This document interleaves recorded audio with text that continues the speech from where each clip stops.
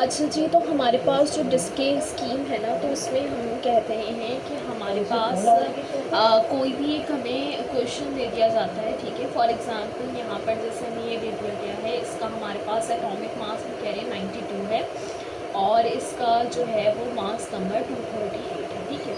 वैसे तो इसने ये लिखवाया था कि अगर जो है वहाँ पर मेंशन नहीं होता कि हमारे पास जो है वो बीटा, अच्छा अभी तो उसमें जो है वो हमें जो डेटा दिया हुआ है ना, वो अल्फ़ा पार्टिकल की मिशन का डेटा दिया हुआ है, ठीक है। तो यहाँ पर जैसे कि हम देख सकते हैं कि यहाँ पर हमें दिया हुआ है कि अल्फ़ा पार्टिकल्स जो हैं वो हमारे पास इमिट हो रही हैं, ठीक है।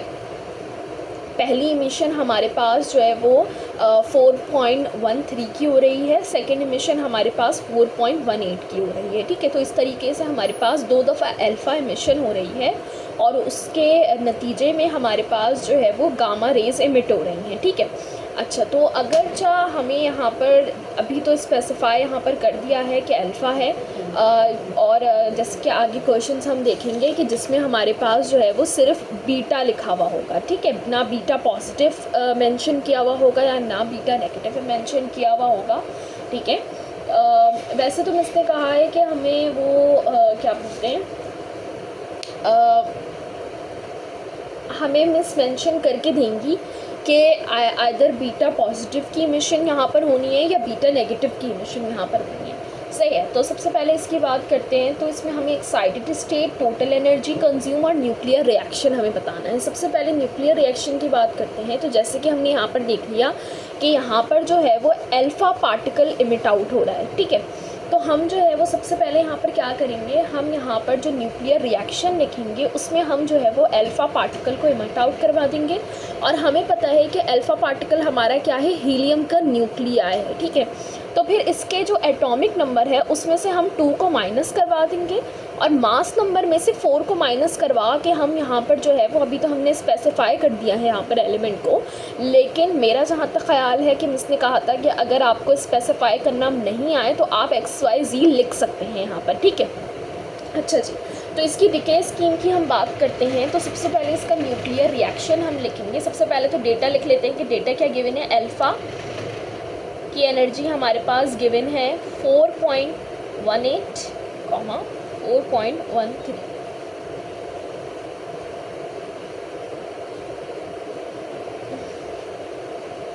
ठीक है। सबसे पहले तो इसका जो न्यूक्लियर रिएक्शन है वो हम लिख लेते हैं। तो हमने कहा कि यूरेनियम 92, ये हमारे पास एटॉमिक मास होता है, और एटॉमिक मास का मतलब होता है कि नंबर ऑफ प्रोटॉन्स हैं, ठीक है। अच्छा जी, और ये हमारे पास होता है मास नंबर। मास नंबर हमें पता है कि number of protons plus number of neutrons को जब हम प्लस करते हैं तो हमारे पास मास नंबर आता है, ठीक है। अब जब हमने इसमें से एक हीलियम न्यूक्लियाई जो है वो एलिमिनेट कर दिया तो हमारे पास XYZ जो भी हमारे पास बचा उसमें हमारे पास 90 एटॉमिक नंबर आ गया और 234 इसका मास नंबर आ गया। एटॉमिक नंबर इसका कम हुआ है, यानी कि जो एटॉमिक नंबर के अगर हम लिहाज से देखे जाएं तो हमारा जो एलिमेंट है वो पीछे की तरफ आया है, ठीक है। यानी कि 92 से जब हमारे पास इसमें अल्फ़ा पार्टिकल की इमिशन हुई तो अब जो एलिमेंट बना है वो हमारे पास हमारे पीरियोडिक टेबल में पीछे की तरफ है, यानी कि उसका एटॉमिक नंबर कम हो रहा है, ठीक है। तो जब हम इसकी डिके स्कीम देखते हैं, हमें पता है कि डिके स्कीम जो है वो एनर्जी वर्सेस एटॉमिक नंबर होता है, ठीक है। स्केल लेवल का वेट ये वाला यूज़ करते हैं, ठीक है। अच्छा, तो हमने यहाँ पर डिके स्कीम के लिए हमने ये ग्राफ बनाया और हमें पता है कि यहाँ पर हमारे पास एटॉमिक नंबर होता है और यहाँ पर एनर्जी को हम लिखते हैं, ठीक है। अब हमने क्या कहा कि हमारे पास ये एलिमेंट है, अगर मैं सही हूँ तो इसको यूरेनियम ही कहते हैं, ठीक है। तो हमने कहा हमारे पास यूरेनियम है with 92 atomic number and 238 mass number. हमने इसके न्यूक्लियर रिएक्शन से ये पता लगा लिया कि जो हमारे पास रिजल्टिंग जो हमारे पास एलिमेंट बनेगा आफ्टर द रेडियोएक्टिविटी तो वो बनेगा एक ऐसा एटॉमिक नंबर के साथ जो कि 92 से कम होगा। तो इसीलिए हम जो इसकी इमिशन करवाएंगे या हम इसको जो है वो ड्रैग करेंगे इमिशन के बाद, वो हम करेंगे इस तरफ, ठीक है। यानी कि z जो है वो क्या हो रहा है, 92 से छोटा हो रहा है, ठीक है। तो सबसे पहले हमने देखा कि हमारे पास अल्फ़ा पार्टिकल्स जो हैं वो दो इमिट हो रहे हैं। पहला 4.13 हो रहा है, दूसरा 4.18 हो रहा है, ठीक है। अच्छा जी, तो हमने यहाँ पर जो है वो दो लाइंस लगा ली।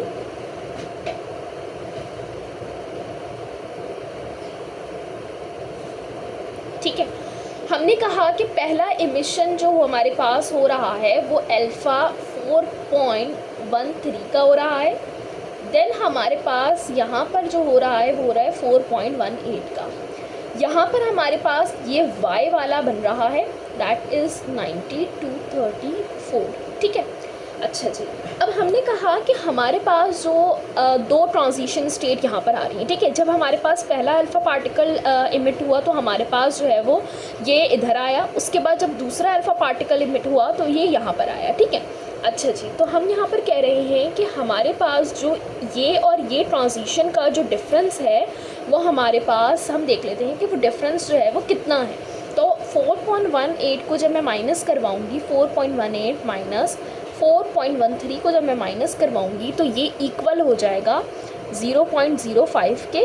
तो इससे हमें पता लगा कि हमारे पास ये जो गामा इमिशन यहाँ पर हो रही है वो किसके नतीजे में हो रही है, वो इस ट्रांजिशन के नतीजे में हो रही है। तो हम ये लिख सकते हैं ना कि इस ट्रांजिशन का जो एनर्जी डिफरेंस है वो हमारे पास क्या है, ये गामा इमिशन हो रही है 0.05 की, ठीक है। मतलब हमारे पास यहाँ पर जो डेटा दिया हुआ होगा ना, उसको हमने इस डिके स्कीम से के ज़रिए जस्टिफाई करना होगा कि ये डेटा यहाँ पर हो रहा है, ठीक है। कैसे हो रहा है वो इस तरीके से हम करेंगे, ठीक है। अच्छा जी, उसके बाद फिर हमने कहा कि हमारे पास जो है वहाँ पर एक तो एटॉमिक नंबर कम हुआ, तो इसीलिए यहाँ पर जो इमिशन हमने करके लिखा वो हमने पीछे की साइड, इस साइड पे रखा, ठीक है। इसी तरीके से आगे अगर हम एग्जांपल्स देखते हैं जिसमें एटॉमिक नंबर बढ़ रहा होगा तो फिर हम लाइन यहाँ से ड्रॉ करेंगे और फिर इसको आगे की तरफ खींचेंगे, ठीक है। अच्छा जी, उसके बाद फिर यहाँ पर पूछा हुआ है कि नंबर ऑफ़ एक्साइटेड स्टेट्स हमारे पास कितनी है, ठीक है। तो यहाँ पर एक्साइटेड स्टेट उसे बोलेंगे जो, जैसे कि यहाँ पर अगर हम देखें तो यहाँ पर हमारे पास ये एक्साइटेड स्टेट है और ये हमारे पास जो है वो ग्राउंड स्टेट है। क्यों हमने इसको एक्साइटेड स्टेट कहा और इसको ग्राउंड स्टेट कहा, और इसको एक्साइटेड स्टेट हम क्यों नहीं कह रहे, क्योंकि हमारे पास जब एक्साइटेड स्टेट से ग्राउंड स्टेट में जब हमारे पास जो भी हमारी स्पीशी होती है ना वो आती है ना, तो वो गामा एमिशन करती है, ठीक है।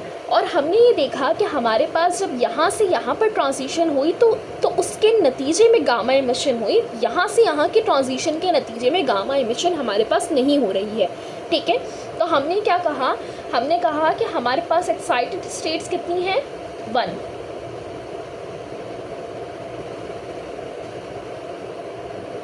ठीक हो गया। उसके बाद यहाँ पर हमारे पास पूछा हुआ है कि एनर्जी, टोटल एनर्जी कंज्यूम, ठीक है। देखो हमारे पास जो है ना, हमारे पास एक एलिमेंट है और वो एलिमेंट जो है वो डिफरेंट ट्रांजिशन से गुजरता हुआ जब वो अपनी एक ग्राउंड स्टेट पे पहुंच रहा है। ग्राउंड स्टेट का क्या मतलब है कि वो एक स्टेबल स्टेट पे पहुंच रहा है, तो हम कहेंगे कि उसको वहाँ तक पहुँचने के लिए जितनी भी एनर्जी कंज्यूम हुई है उस सब को जब हम प्लस कर देंगे तो हम कहेंगे कि हमारे पास वो टोटल एनर्जी जो है वो हमारे पास कंज्यूम हुई है, ठीक है। उन सारी ट्रांजिशंस की एनर्जी को जब हम प्लस कर देंगे तो हम कहेंगे कि वो एनर्जी जो कि उसको ग्राउंड स्टेट तक पहुंचा रही है, ठीक है, वो एनर्जी जो उसको ग्राउंड स्टेट पर लाकर छोड़ रही है वो एनर्जी हमारी टोटल एनर्जी कंज्यूम कहलाएगा। तो अगर हम यहाँ पर देखें तो हमारे पास एक ऐसी एनर्जी हमें मिल रही है जो कि इसको डायरेक्टली जो है वो ग्राउंड स्टेट तक पहुँचा रही है, ठीक है।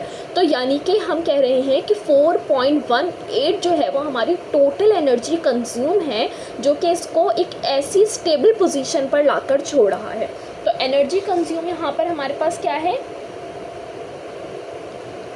4.18, ठीक है। और अगर इसको दूसरे तरीके से हम देखें कि हमारे पास पहले हमारे पास अल्फ़ा एमिशन हुआ तो हमारे पास ये यूरेनियम की स्पीशी यहाँ पर आई, फिर ये हमारी एक्साइटेड स्टेट थी, तो इस एक्साइटेड स्टेट को ग्राउंड स्टेट में आने के लिए कितनी इमिशन हमारे पास रिक्वायर्ड थी, 0.05, ठीक है।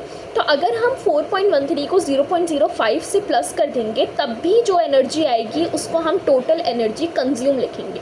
चूँकि हमारे पास अभी एक डायरेक्टली एक एनर्जी गिवन थी जो कि ग्राउंड स्टेट में इसको लाकर छोड़ रही थी, इसलिए हमने ये वाला काम नहीं किया। ठीक है,